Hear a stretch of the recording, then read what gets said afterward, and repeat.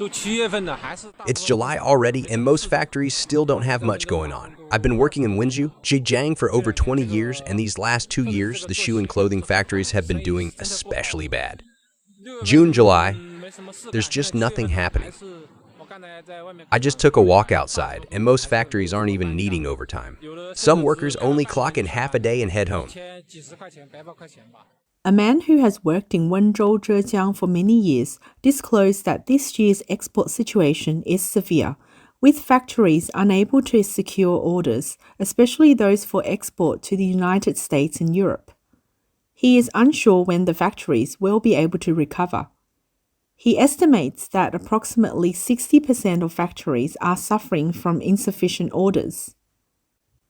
Many people loiter outside the factory with nothing to do.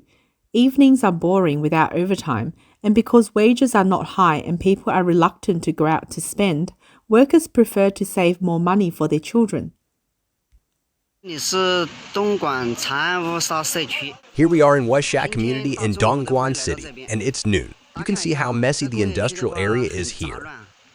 Residential houses on the left, a few factories on the right. Let's go ahead and see if there's any hiring going on. These factories look kind of old-fashioned. The tiles have even turned yellow.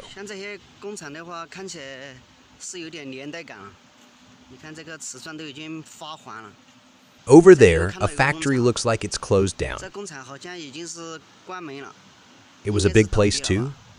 5 floors, like a medium-sized business.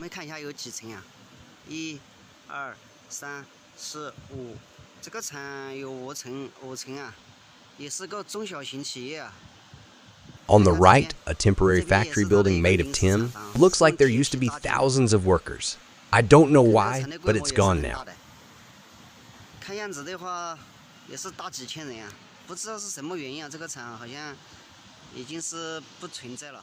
Due to 3 years of pandemic lockdowns, China's market demand has weakened.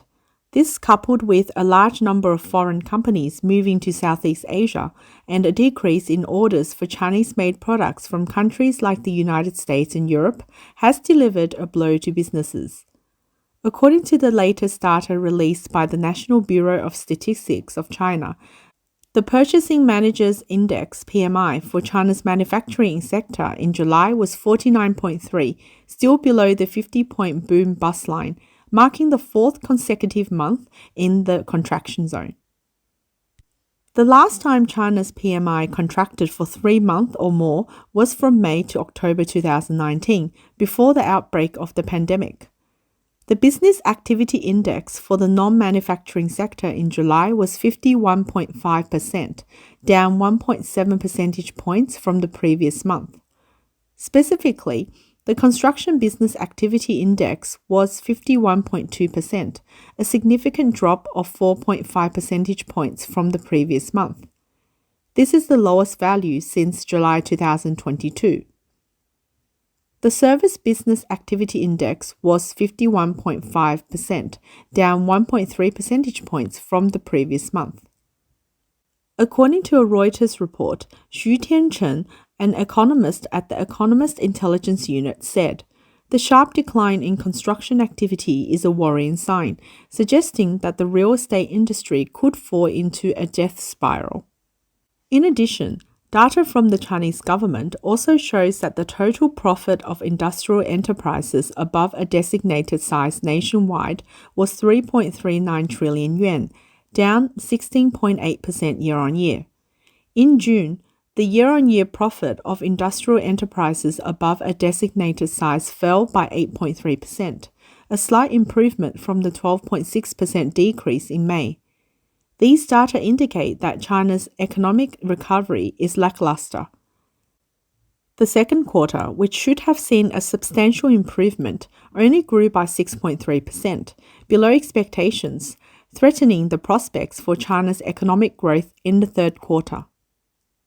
The predicament faced by Chinese manufacturers is epitomized by the large steel manufacturer Ma Anshan Irons and Steel Company, which predicted in mid-July that it will reverse from a profit of 1.43 billion yuan in the first half of last year to a net loss of 2.24 billion yuan in the first half of this year.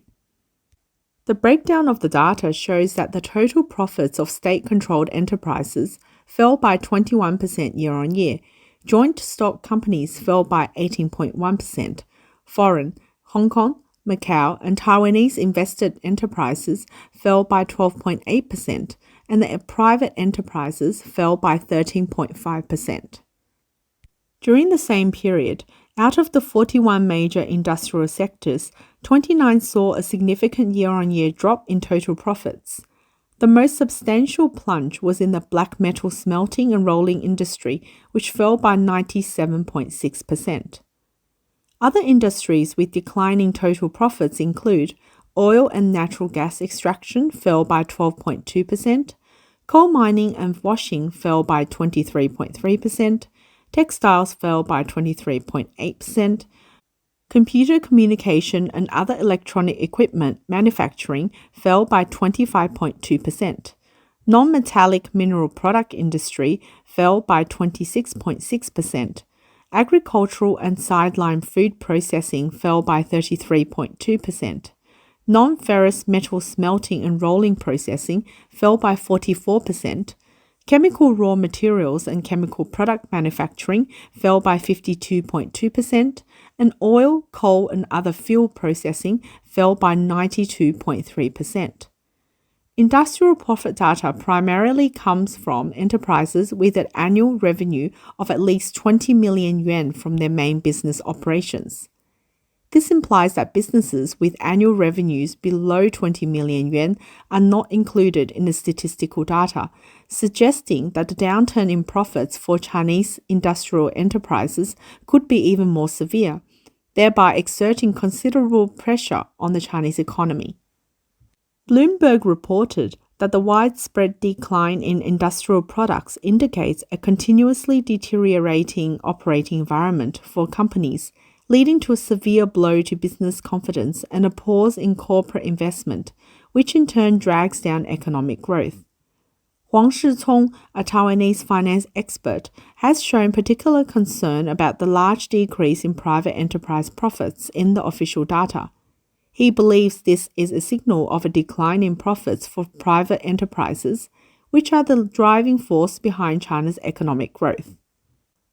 Huang noted that the official data from the Chinese Communist Party often incites doubts from the international community.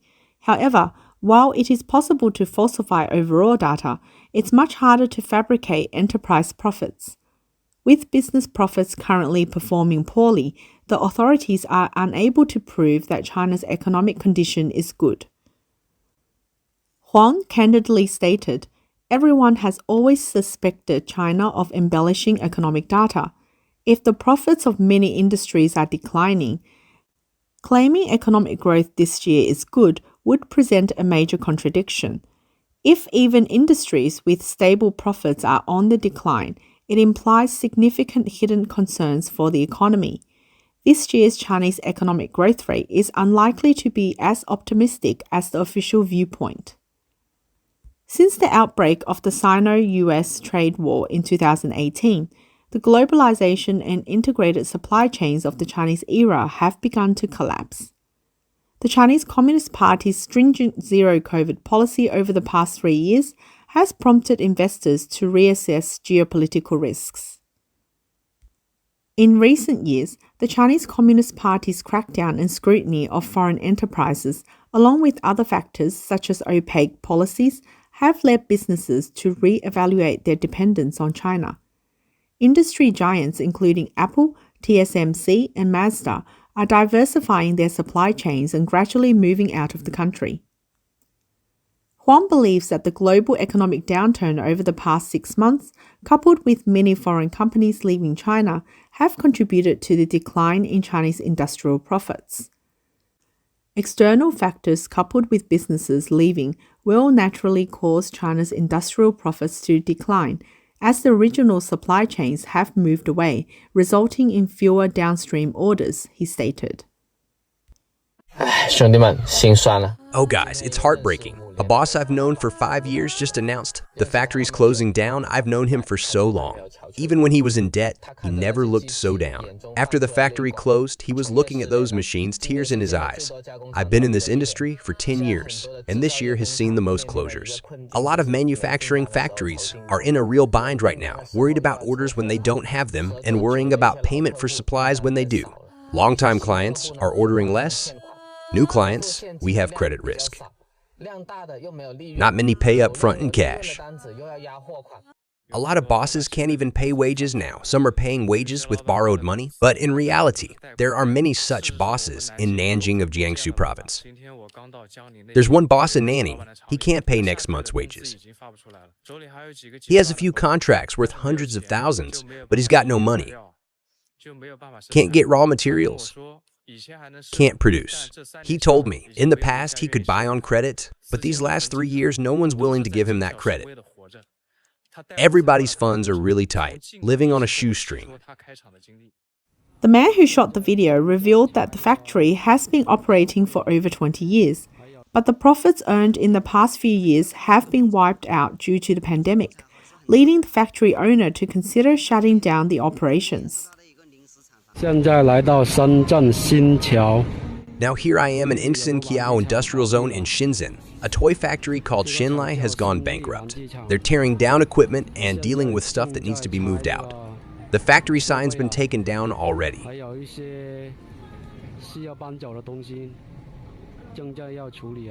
Last time I was here at the gate, I saw workers demanding their pay. Now coming back, they're gone. Guess they got paid, huh?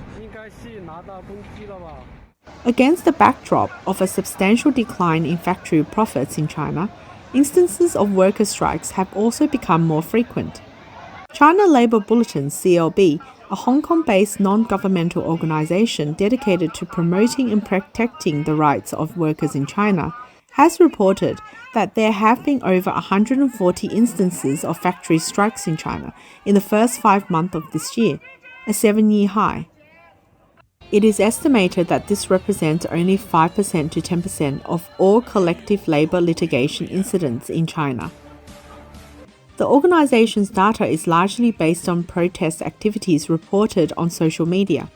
Some of these protests have been verified by CLB through contacts with unions or factories, but not all reports have been verified.